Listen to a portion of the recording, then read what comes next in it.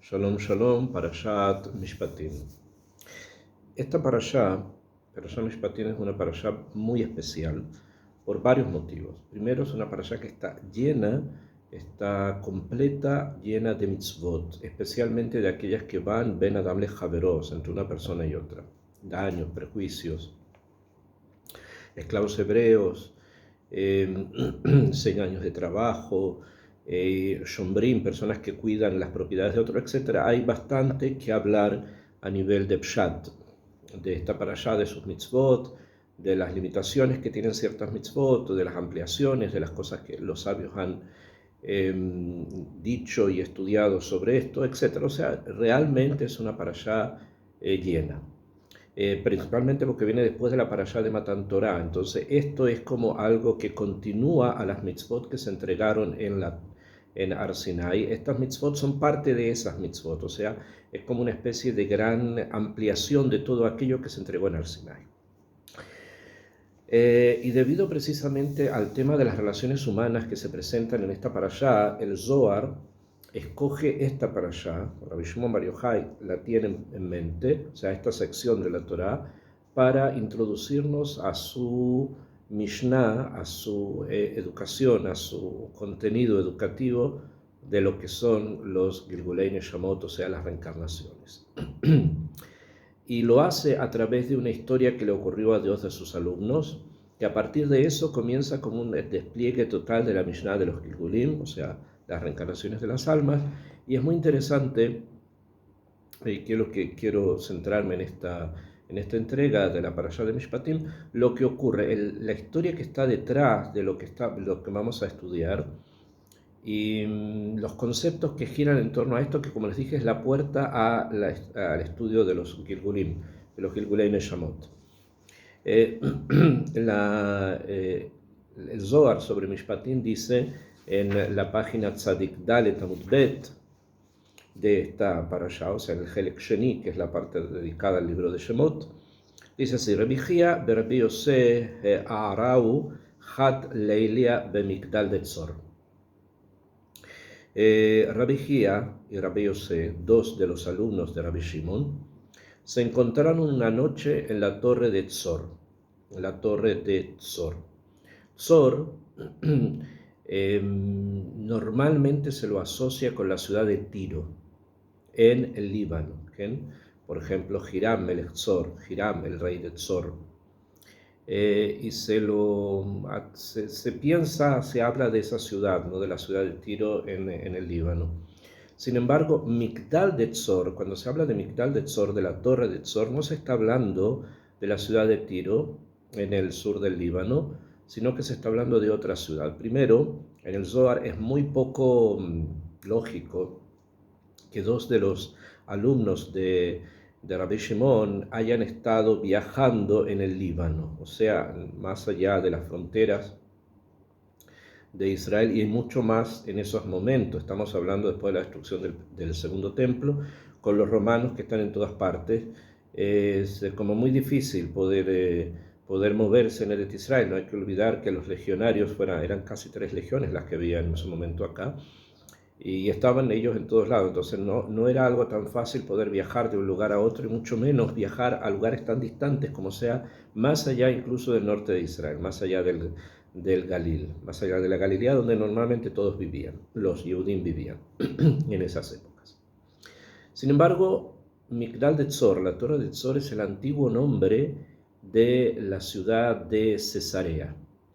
La ciudad que hoy día conocemos como Cesarea, en hebreo Keisaria, es una ciudad que fue fundada, construida, reconstruida realmente, porque es sobre las bases de una ciudad más antigua, como una especie de ciudad nofesh, como una especie de ciudad balneario, o sea, para ir a disfrutar de la playa, del mar, de la brisa del mar, etc. Fue construida por Herodes, como dije, reconstruida, mejor dicho, o ampliada, como queramos mencionarlo, para halagar a Augusto, al César Augusto, por un micré bastante complicado que le ocurrió a Herodes, cuando en Roma se disputaban el poder entre Marco Antonio y el César I y después como herederos del César, de Julio César, Augusto hace finalmente las últimas luchas en contra de Marco Antonio para terminar de quitarle el poder que Marco Antonio tenía, que lo tenía junto con o en colaboración con o por instigación de la historia acá. Se disfruta mucho de darnos diferentes explicaciones de quién exactamente fue el que lo llevó a Marco Antonio a luchar en contra del poder tan instituido y tan tradicional de Roma. Entonces, muchos opinan que era Cleopatra que estaba detrás. Entonces, Marco Antonio y Cleopatra luchan en contra de el poder romano, que está en la última etapa, representado por Augusto, y Augusto vence. Augusto vence en una batalla naval. Marco Antonio se retira nuevamente a Alejandría, y allí, ya vencido y derrotado, se suicida, pensando que es lo mismo que va a hacer Cleopatra. La mujer de él, no legal, él tenía una mujer en Roma, él tenía una familia romana, pero esta era como la otra mujer que él tenía en Egipto. Y finalmente también ella, después de que Augusto le da unas condiciones que ella no podía aceptar, también ella decide suicidarse. Bueno, ¿qué tiene que ver esto con Herodes? Herodes había ayudado a Marco Antonio y Cleopatra. Él era muy amigo de Marco Antonio y también era muy cercano a los reyes egipcios, y entre ellos precisamente a ella, a Cleopatra. Incluso le había construido una flota, había una construcción de una flota de barcos, no muy grande, más bien pequeño, en el Golfo de Aqaba, donde hoy día actualmente queda la ciudad de Eilat, en el sur de Israel. Y estos barcos estaban allí para la disposición de ella en caso de cualquier situación de peligro. Y justamente fue este hecho, el tema de que Augusto venció a Marco Antonio. Pensó tal vez ella en escaparse, porque sabía que el destino que le esperaba era previsible. Pensó en escaparse con estos barcos que estaban en el sur, en Eilat, y de irse a la India, que era lo que ella tenía un plan de escape. Cuando Marco Antonio es derrotado, Herodes se da cuenta de que está en una situación muy complicada con Augusto. Y esto podría implicar muchísimas cosas que lo podrían llevar a una situación muy, muy difícil. Entonces primero manda a los nabateos que vivían en el sur del país a quemar los barcos de Cleopatra para que ella no se pueda escapar, y de esta manera que Ilú de alguna forma sentar unas bases de amistad futura con Augusto, a pesar de que verdaderamente él estaba en una situación compleja. Entonces, ¿qué decide hacer? Decide visitar a Augusto. Lo va a visitar, lo encuentra, me parece que en Creta o en una de estas islas griegas. Se acerca, entra a la tienda, le dicen que el rey de Judea acaba de llegar.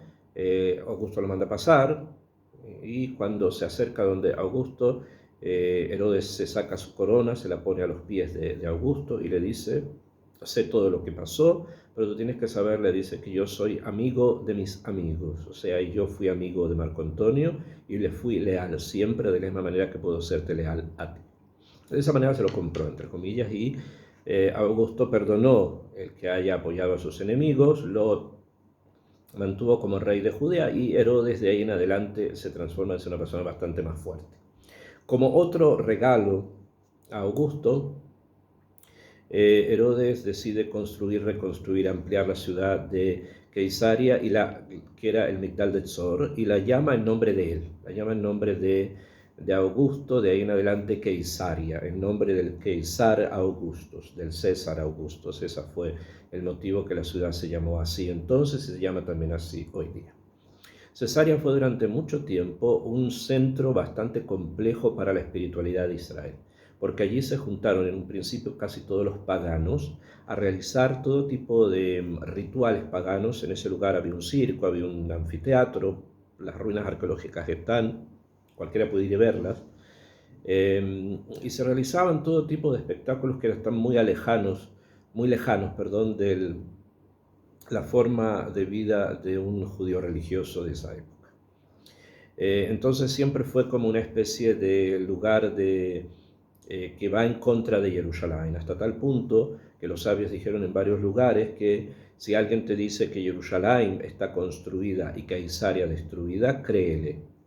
Si alguien te dice que Keisaria está construida y Jerusalén destruida, créele. Si alguien te dice que las dos están construidas o las dos destruidas, no le creas. O sea, ¿eso qué quiere decir? O que es una o la otra, o es una forma de vida o es la otra forma de vida. Bueno, Jerusalén fue destruida, Rabbi Shimon Bar Yochai vive después del Jurban, después de la destrucción, y Keisaria está en pie. Allí viven los procuradores romanos, allí viven los principales personas romanas de la época, allí comienzan a llegar también los primeros cristianos, ahí estuvo Orígenes, uno de los que se conoce como los sabios, de los primeros sabios de la iglesia, también Jerónimo, el que traduce la Biblia al latín, también estuvo en Keisaria. En esas épocas, Keisaria se forma como una especie de capital, como si fuese la capital de la Judea, que es la capital pagana y que después se va a transformar en bizantina. ¿De quién? De Eretz Israel. No duró mucho, porque así Hashem lo designó, así Hashem lo decidió. La ciudad había sido construida en gran parte por tierras que habían sido rellenadas, o sea, por parte del mar que había sido tomado para construir sobre eso palacios y todo tipo de edificios, como fue, por ejemplo, como es, por ejemplo, la ciudad de Beirut en el Líbano, que también tiene cosas así. Y una vez hubo un terremoto y la mitad de la ciudad desaparece, o sea, quedó muy poco y después ya Ceisaria se transformó en ruinas mucho más adelante, siglo IV, V, VI, etc.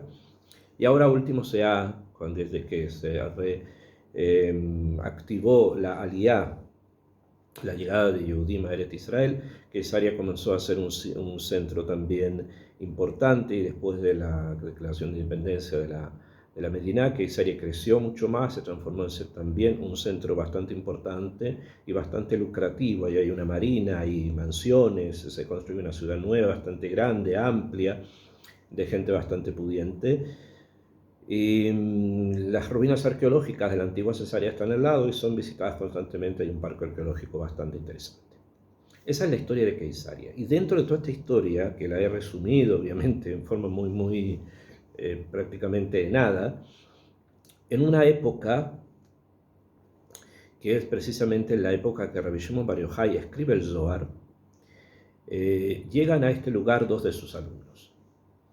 Y se encuentran allí en Ceisaria, y es obviamente esto algo importante de entenderlo, porque no es simple que hayan llegado ahí, no es una cosa que no tiene importancia, sino que es algo bastante profundo que sea precisamente Ceisaria, porque era un centro de paganismo, o era un centro de todo tipo de sectas derivadas del judaísmo, que comenzaron a expandirse en esos momentos por ese lugar. Entonces llegan ahí los sabios, dos de los alumnos de Rabbi Shimon, y van a hablar sobre reencarnaciones. Van a desarrollar toda la Mishnah, o sea, toda la doctrina de la reencarnación de las almas, para indicar que es parte del judaísmo, que es parte de la Torá de Israel, algo que hasta entonces se pensaba que era extraño, que venía de otro lado. Pues no, viene de allí, viene de la Torá. Y esto es lo que ellos van a hablar. Entonces, bueno, llegan a la ciudad de Tzor, y la historia nos cuenta lo siguiente. Y Tarahu Tamam se hospedaron en el lugar aquel, Bejadu da Beda, y se alegraron uno con otro por haberse encontrado allí en este lugar. ¿Okay? Al parecer no venían juntos, venían de un lugar, uno de un lugar otro, o uno llegó primero y el otro después, y se encontraron allí en Ceisaria. Obviamente, si se dice que se encontraron y se hospedaron, quiere decir que había algo de población judía tradicional. Gente pegada al Torah, las mitzvot, estaba allí porque encontraron un lugar donde parar, donde comer, donde alojarse, etc.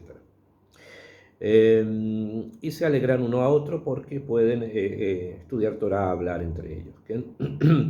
Amar Rabbi Yosef, y dijo Rabbi Yosef, Kama Hadina de Jamina an Peshehinta.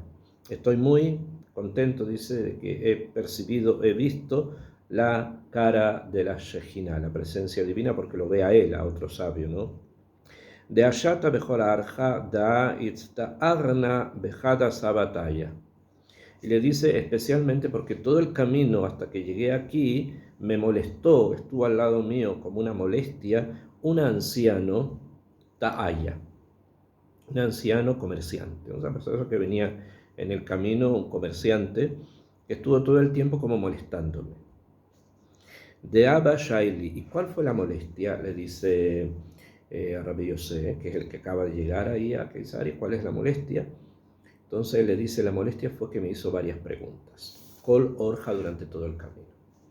Y le empieza a explicar Rabbi Yosef a Rabbi Hía cuáles eran las preguntas. Y le dice, mira, me preguntó lo siguiente, primera pregunta, me hizo 5 preguntas. La primera fue, Man Abba Nahasha de Paraj Be'avir. ¿Quién es la serpiente que vuela en el aire? Beazil Beperuda, y cuando vuela, vuela separada. Uvein Kaj, y cada vez que deja de volar o se detiene, Itnaija leachne malá de Shachet ben Shinoi. Tiene descanso la hormiga que está entre sus dientes. O sea, cada vez que la serpiente deja de volar o se posa en algún lugar, entonces la nemalá, la hormiga que está en los dientes de esta serpiente, tiene descanso. Mientras que cuando vuela, la mueven de un lado a otro. Share Bejibura comienza a viajar con su pareja, o sea, la serpiente cuando empieza a volar viaja con su pareja. Besiem Beperuda. Pero cuando termina, ya está separada de la pareja. Esa fue la primera pregunta. La segunda pregunta que me hizo, le dice Rabbi Yosef, Mai hiu nishra de kamekanena beilam de loaba. Le dijo, ¿quién es el águila? ¿Quién es el águila que hace un nido en un árbol que no existe? Benoi de Itgazalu, sus hijos de esta águila, son robados, Belaf min Beriam, y no por seres creados, de Itbariu, que hayan sido creados, Beatar de lo Itbariu, por seres creados, son robados por seres creados que fueron creados, dice la pregunta, en un lugar que nunca fue creado.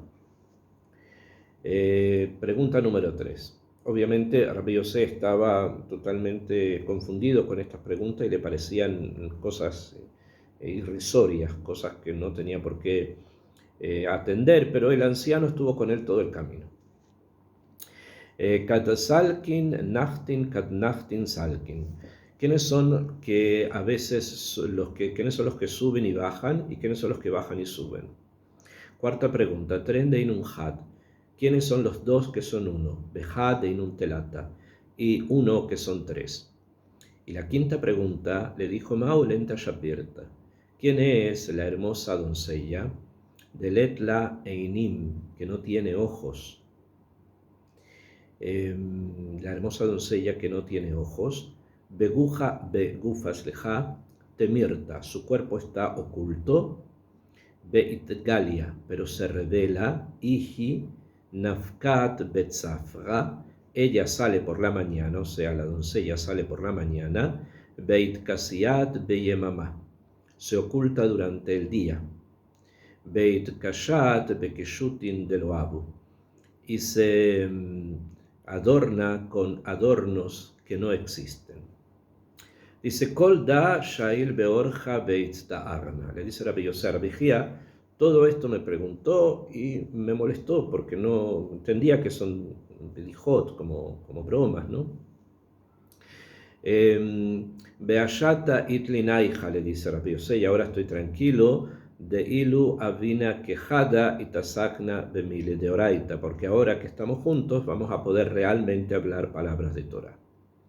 Madeaban Bemilin Ajorinan de Tohu, debido a que el resto de las palabras, el resto de los temas son temas caóticos. Eso es lo que le dice. O sea, está la Torah ordenada y están cosas como las que este anciano me pregunta, que son cosas caóticas. O sea, el resto de los conocimientos son caóticos. Le dicen Milim de Tohu, o sea, cosas del caos.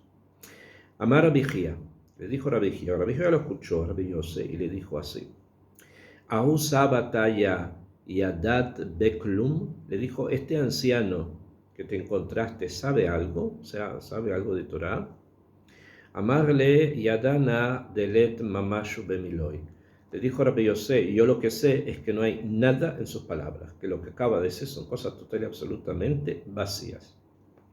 De Ilu Abayada, porque si hubiese sabido algo este anciano, Iftach Beoraita, hubiese comenzado conmigo a hablar cosas de Torah.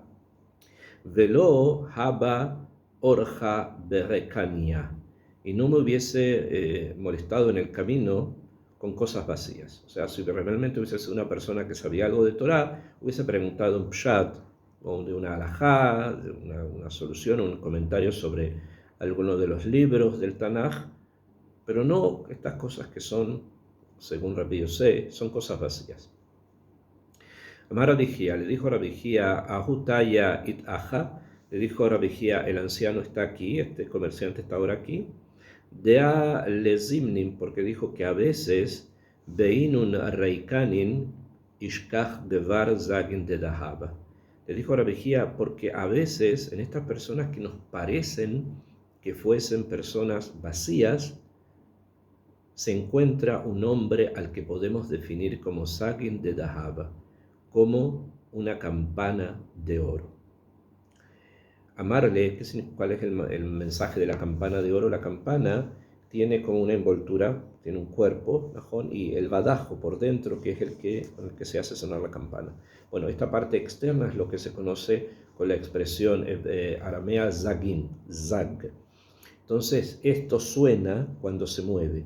Quiere decir que realmente estas personas que al parecer podríamos pensar que no saben nada, pero realmente cuando comienzan a hablar, cuando comienzan a mostrar aquello que realmente está dentro de ellos, eso resuena como resuena una campana de oro, o sea, con un sonido muy, pero muy diáfano. Amarle le dijo, Aja Iu, aquí está él, Beatkin Hambre Memijla. Aquí yo lo veo, le dice, y está como preparando la comida para su burro. Es un comerciante, ¿no? Karule, lo llamaron Beata Camayo, y vino delante de los sabios. Amarlom les dijo él a ellos,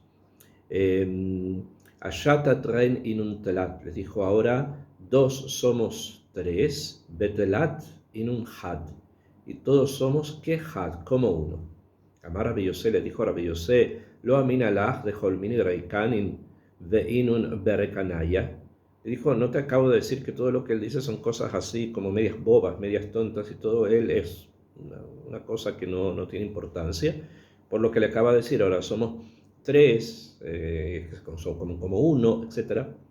Entendió que todo este lenguaje metafórico no es algo serio, es entonces con personas no serias. Y Atev Kamayu, se sentó entonces el hombre delante de ellos. Amar Lon les dijo, Rabanán, señores, rabinos, Ana Taya it Avidna, yo me he hecho comerciante, Umiyomim Zeirin, desde muy pequeño, Deha Bekadmita Loha Venataya, pero en un principio no era comerciante. Abal bara hat zeira itli. Sin embargo, tengo un hijo pequeño. Veihabitle bebe cifra, que lo he puesto a estudiar en una escuela, o sea, lo mandé a estudiar Torah a una escuela.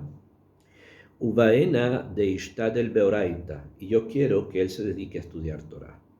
Vehadana ashkachna had mi rabanam, y cuando yo encuentro a alguno de los sabios, de Azel Beurja, que está caminando en el camino, Ana Taena Batre, yo me pongo detrás de él, Behai Yoma Hashivna de Shma Milim Hadetim, y este día yo me imaginé que iba a escuchar palabras nuevas, a Hirushin, cosas nuevas sobre la Torah, de Oraita, Velo Shamana Midi, y de él no escuché nada, le dice Rabbi Yosé, no escuché nada.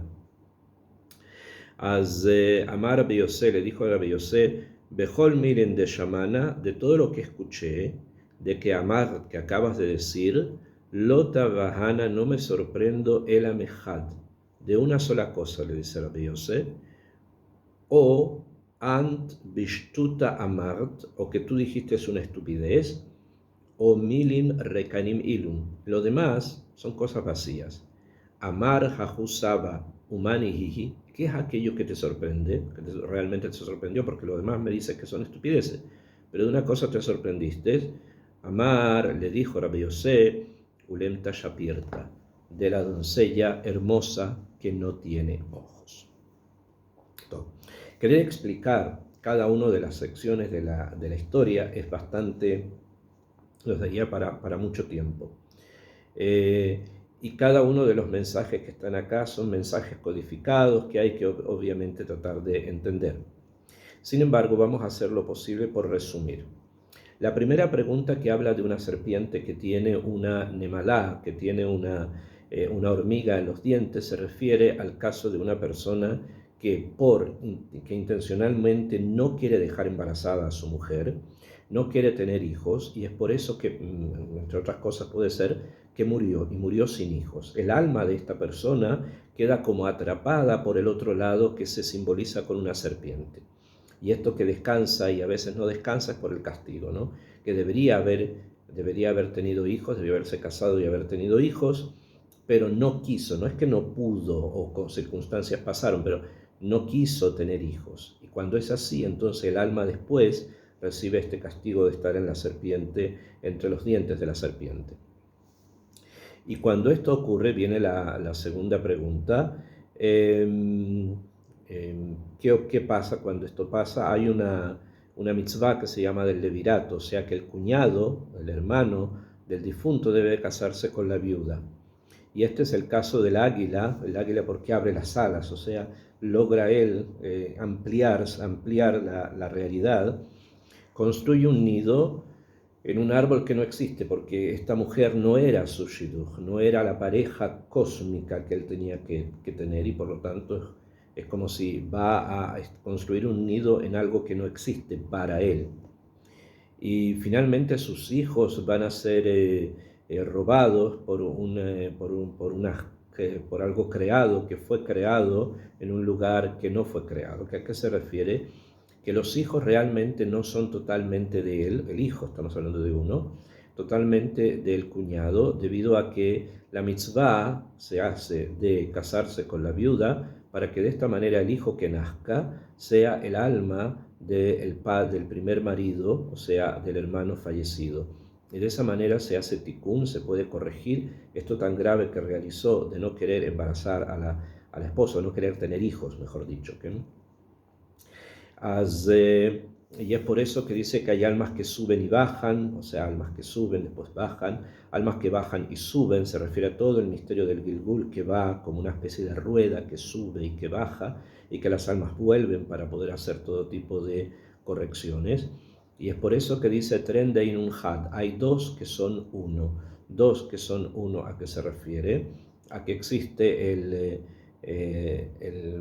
padre que fallece, que tiene un alma, o sea que no logró ser padre, el hermano que es el padre biológico, y hay un niño que recibe de ambos, recibe tanto del padre biológico como va a recibir también va a recibir el alma del hermano fallecido. Todos ellos se conjugan en uno solo, que es el hijo que nace. Y este niño que nace va a recibir en sí tres fuerzas espirituales. Recibe la fuerza espiritual del hermano fallecido, recibe la fuerza espiritual del hermano que es su padre biológico, y recibe también la fuerza espiritual de Akadosh Baruj Hu, que pone en este niño también algo especial, un espíritu especial. Y por lo tanto el hijo de una yevamá, el hijo de una mujer que hace yibún, es algo bastante complejo, y es bastante profundo entender el alma de alguien así, porque ha recibido muchísima otzma, muchísima poder para desarrollar cosas espirituales. Y finalmente lo que más le agradó, digamos lo que más le sorprendió, entre comillas, a Rabbi Yosé, fue la mujer, la doncella de hermoso rostro. La doncella de hermoso rostro simboliza el periodo de la Geulá, o sea, la redención, que está contenida justamente con el hecho de que las almas pueden bajar. Entonces, a veces se oculta, a veces aparece, a veces está oscura, a veces no ve quiere decir, no tiene ojos, no ve, quiere decir que al parecer no está presente el camino a la Geulá, el camino a la redención de Israel, pero siempre está. Siempre se va a presentar, siempre va a tener joyas, entre comillas, aunque estas joyas no existen, quiere decir que pensamos que no existen, pero están ahí. Es un proceso, que este proceso se llama Esterpanim, o sea, como un ocultamiento y que finalmente se va a revelar, porque aquí dice que a pesar de que ella sale y está oculta, hay un momento en que se revela. Besrat Hashem, que en ese momento se revele y todas las almas de Israel lleguen a su corrección, bajen, alcancen el nivel espiritual que cada alma necesita alcanzar, debe alcanzar y que se alegre en este alcance.